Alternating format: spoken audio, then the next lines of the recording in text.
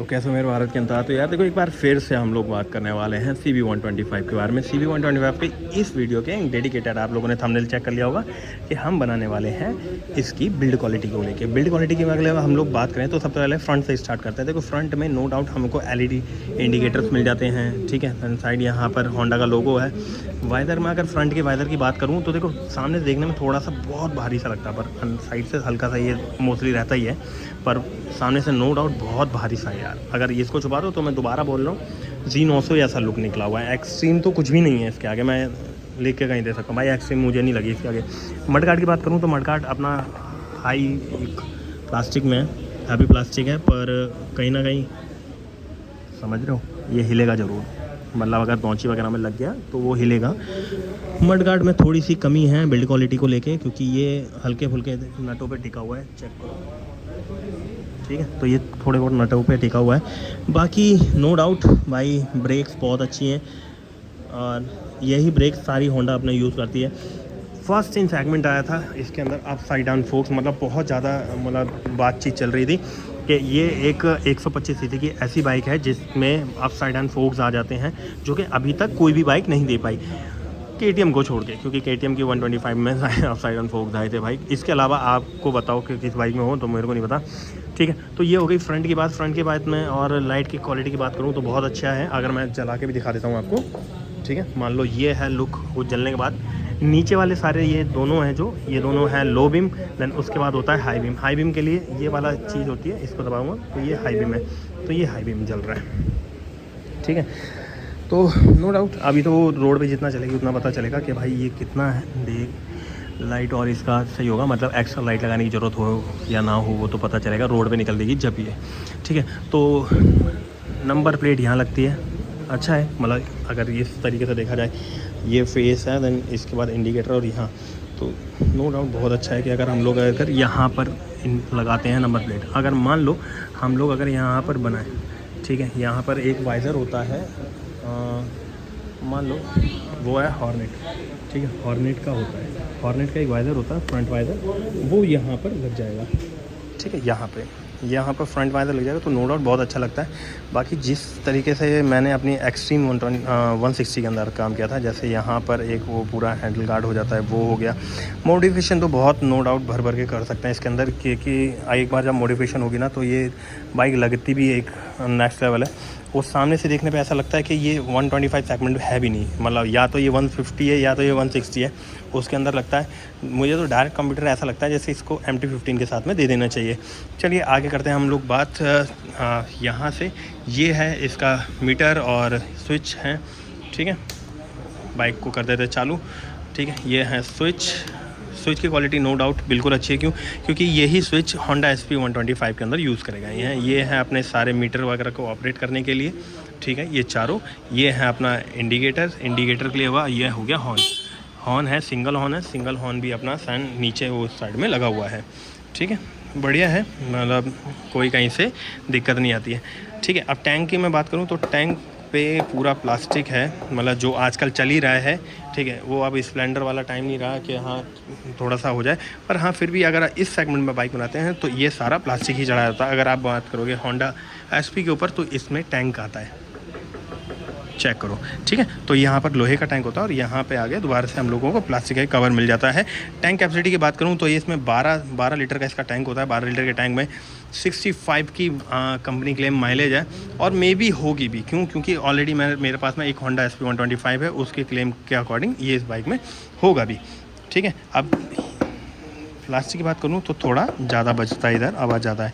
Then काफ़ी लोगों की कंप्लेन है इस पार्ट को लेके। क्या कंप्लेन है, ये थोड़ा सा हिलने का या हिलने का। बाकी आप लोग कमेंट करो कि ये हिलना चाहिए या नहीं चाहिए, ठीक है। नीचे की पार्ट की बात करूँ तो ये पूरा एक ही पार्ट है, मतलब ये यहाँ से लेके ये पूरा एक पार्ट है, तो ये थोड़ा हिलता है। देखते हैं जब हम लोग लेंगे तो हम लोग भी एक बार चेक करेंगे कि ये बाइक हमारे में ना हिल रहा हो, ठीक है। क्या पता कि अभी ये बाइक काफ़ी टाइम से खड़ी है तो मे बी शायद हो सकता है, ठीक है। तो अभी तो इसके अंदर यही है, बाकी आप लोग मेरे को बताना कि ये चीज़ सही है नहीं है। मैं एक बार चेचिस दिखा देता हूँ। तो ये है चेचिस के अंदर देख लो आपको ये जा रहे हैं कट, यहाँ से कहीं ना कहीं इसमें मेरे को जंग दिख रही है, देख रहे हो, ठीक है, जो कि नहीं होनी चाहिए थी। तो और ये है नट जिस पे पूरा वाइज़र टिका हुआ है, वाइजर कह रहा हूँ, फ्रंट टिका हुआ है, ठीक है। तो ये वाली बात हो गई। अब इसके बाद देखो मुझे सबसे ज़्यादा इस बाइक में कोई ज़्यादा दिक्कत नहीं आई। इसमें आई दिक्कत सिर्फ इस वाले पार्ट को लेके, क्योंकि ये जो ज़्यादा हिल रहा है ना, वो हिलना नहीं चाहिए था, ठीक है। तो चलिए एक बार तो ये यहाँ का तो मैंने दिखा दिया ना, मैं आपको एक बार साइड का और दिखा देता हूँ, ठीक है। ये वाला पार्ट, जो ये वाला पार्ट है, ये वाला पार्ट ज़्यादा हिलता है इस बाइक का, मतलब और कोई नहीं है। बाकी ये चीज़ अच्छी लगी कि हाँ इसके नीचे, ठीक है, इंजन गार्ड भी दे रखा है भाई, ये नो डाउट ये चीज़ मेरे को बहुत अच्छी लगती है इस बाइक में, नो डाउट। पर हाँ, इसी के अंदर सेम इसी का इंजन हम लोगों को होंडा एसपी में भी देखने को मिल जाता है।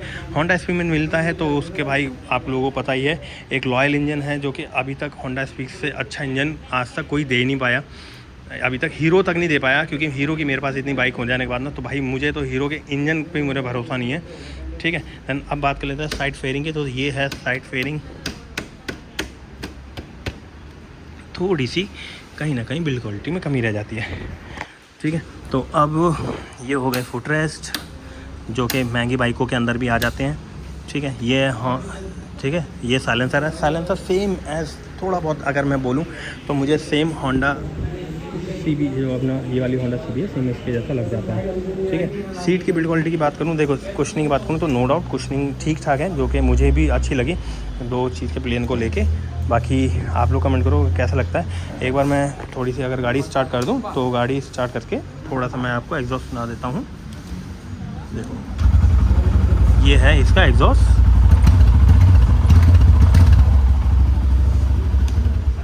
ये है इसका एग्जॉस्ट। और नो डाउट मतलब एक तरीके से कहा जाए 125 सेगमेंट के अंदर एक बेसिक साउंड देने वाला।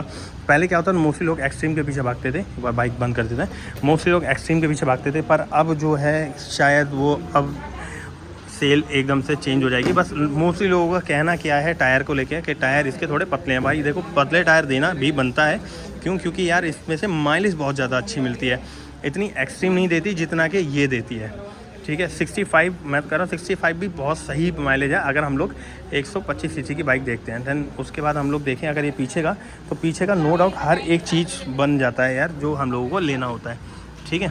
बाकी आप लोग कमेंट करना कि आप लोग कैसा है।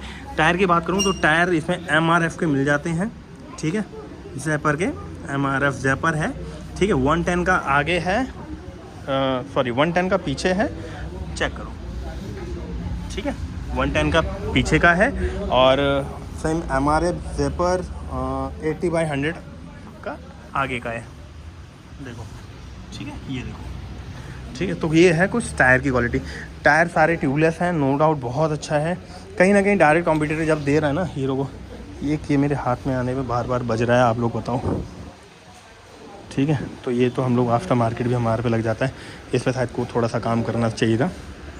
मिरर नो डाउट काफ़ी अच्छे लगते हैं, पर सच मैं बताऊं तो जब ये बाइक लॉन्च हुई थी तो एक साइड मिरर दिए थे इसके साथ में, तो वो देना चाहिए था यार, मैं तो कह रहा हूँ, क्योंकि इससे उस और चांद लग जाते भाई, और अच्छी बाइक लगती। जो लॉन्च इवेंट के टाइम पे साइड मिरर आए थे, सीट काउल आया था, तो मैं कह रहा हूँ ये मिलना चाहिए। अगर मैं बाइक लूँगा ना, हालाँकि मेरा तो कन्फर्म है मैं ये वाली बाइक ज़रूर लूँगा, तो शायद ये भी अपने को मिलने चाहिए। इस साइड की अगर मैं बात करूँ तो इस साइड में बड़ा सा एक साड़ी घाट सा मिल जाता है यहाँ पे, ठीक है, पर सिंगल फुट रेस्ट होता है। साड़ी मतलब लेडीज़ के पैर रखने के लिए नहीं है, फुट रेस्ट नहीं है, ठीक है। ये साड़ी गार्ड मिल जाता है, साड़ी गार्ड नो डाउट काफ़ी बड़ा है, पर कहीं ना कहीं इस साइड से देखो, इस साइड से वो जो टायर की जो विजिबिलिटी है ये कम कर देता है, ठीक है। तो अब ये हो गया, इंजन आपको सुना दिया और वगैरह हो गया, ठीक है। बिल्ड क्वालिटी को लेके देखो, मैं यही बोलूँगा कि थोड़ा सा और काम करना चाहिए था। जो पैनल हिल रहे हैं, मतलब पूरी गाड़ी में कहीं से कहीं तक का दिक्कत नहीं है, बस मुझे कहीं ना कहीं इस वाले पार्ट में थोड़ी सी दिक्कत लगी है भाई। ताकि देखो भैया, अगर हम लोग बाइक लेंगे तो आगे जाके अपने को इसमें दिक्कत ना आए, ठीक है। तो ये चीज़ें बात होगी हमारी इस बाइक के ऊपर। बाकी आप लोग कमेंट करो कि आपको ये बाइक लेनी चाहिए या नहीं लेनी चाहिए। इसके डायरेक्ट कॉम्पिटिटर एक्सट्रीम 125R है। बाकी इस सेगमेंट में भाई इससे ज़्यादा फीचर्स किसी बाइक में नहीं मिले हैं। ग्लैमर को मैं गिनूंगा नहीं, क्योंकि ग्लैमर नंबर 1 वाहियात बाइक लगती है मुझे इस सेगमेंट में, 125 सेगमेंट में तो खासकर है, ठीक है। अगर मान लो अगर आप ऑफिस पर्पस से जा रहे हो, आपकी फैमिली ज़्यादा बड़ी हो गई, तो आप रेफ़र होंडा एसपी भी कर सकते हो, ऐसा कोई दिक्कत नहीं है। होंडा एसपी मेरे घर में भी है, अच्छी खासी सीट मिल जाती है, बड़ी सी है। और अगर आप न्यू कमर्स हो और कॉलेज वॉलेज के लिए, तो मैं कह रहा हूँ इससे बढ़िया बाइक आपके लिए होगी नहीं, ठीक है, अगर लो बजट में देखना है तो। ठीक है। नहीं तो अगर हाई बजट है तो फिर भाई MT-15 R15 वगैरह है पड़ जाती हैं। चलिए मिलते हैं दूसरी वीडियो में, और आई होप आपको वीडियो अच्छी लगे तो जाओ चैनल को सब्सक्राइब कर लेना, और भाई पूरा बेल आइकन वगैरह दबा देना, और वीडियो अच्छी लगे तो भाई एक लाइक ज़रूर दे के जाना। बाइक्स जीने पे आती रहेंगी ऐसी बाइकों की डिटेल्स, और कोशिश करूँगा कि जितनी भी ज़्यादा हम लोगों ने टाइम अपना वेस्ट हो गया, मतलब अभी जितना काम की वजह से मैं अभी वीडियो नहीं बना रहा था, तो अब से दोबारा से आपके चैनल पे मिलना चालू हो जाएगी। तो मिलते हैं फुल वीडियो में बहुत जल्द, और लाइक ज़रूर कर दीजिएगा।